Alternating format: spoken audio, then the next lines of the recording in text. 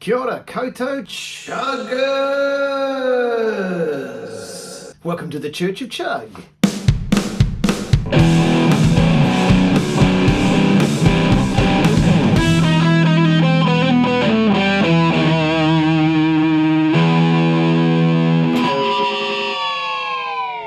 Now today, I'm finally going to talk to you about the caged system. After many broken promises.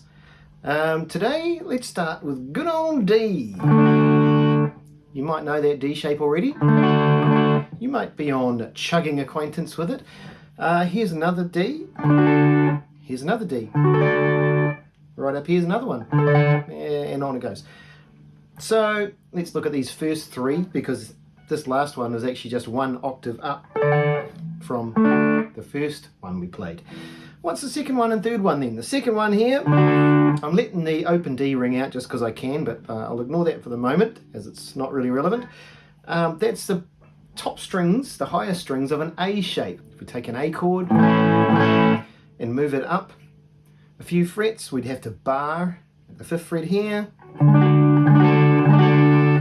So I'm leaving out the other strings here because that's tricky, because I've got stumpy fingers. You know it. And I'm just going to play the three highest strings. Alright, so that's an A shape being used to play a D chord, D major. This next one up here, that's the bottom of an E shape, E major. So if I move E major, as we've spoken about in times past when we're talking about power chords, if we move it up one fret and we'll bar on the first fret, that's an F. One more fret, F and a half, another fret, G, and so on. If we come all the way up to 10th fret, that's a D. I'm going to only play the three highest strings. Okay, so that's a D major. So why would you want to do that? Sounds cool. Also, you're learning where the notes are on the fretboard now. So even if you aren't a whiz-bang soloist, whiz-bang, you can play an arpeggiated solo around those three shapes. Just add a couple notes.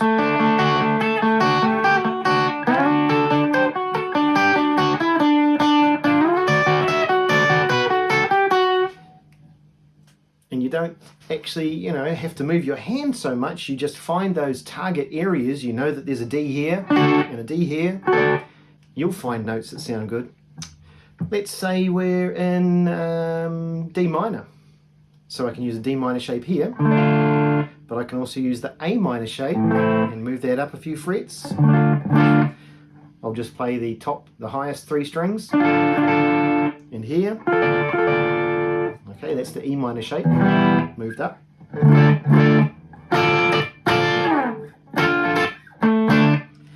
Again, I can arpeggiate notes around that. Or I can use it as a way to find an anchor for my solo that I'm going to do. I know that that's a D and that's the minor third, so there must be a 4 up here somewhere, so I can go. Alright, so I'm not stuck in just one shape. My main minor pentatonic shape is way up here for D minor. It still sounds great. And you see, that's that one we were already using. But now I can also play down here. Or here. So the caged system just gives you a few more options for places to solo, different timbres, and you will find ways to stitch those shapes together, so now you can travel up and down the fretboard. And the caged system gives you a roadmap to do that, which I think is pretty darn useful. I found it very useful. And I feel like I should mention, because we're chums, basically, aren't we? We're Chug Chums. We're Chug Chums. I literally just thought of that. We are Chug Chums. Chums in the Church of Chug. So I feel like I should tell you that I'm very, very close to launching the first book in my Guitar Shop Mystery Series. It's going to be called Dead Man's Axe, because some people call guitars axes, so that's quite funny. I'll let you know when it's out. I'll be sprinkling magical linkage down there and all over the place. you won't be able to move without seeing it, trust me. So, but keep an eye out for it just in case I can't afford the advertising budget. Dead Man's Axe by Bing Turkby, first in the Guitar Shop Mystery. Lots of guitar-y stuff in there, obviously, so I think you'll like it. Till next time then, I guess play with some different shapes on the fretboard, figure out where other chords might work. I'll tell you some more next time as well.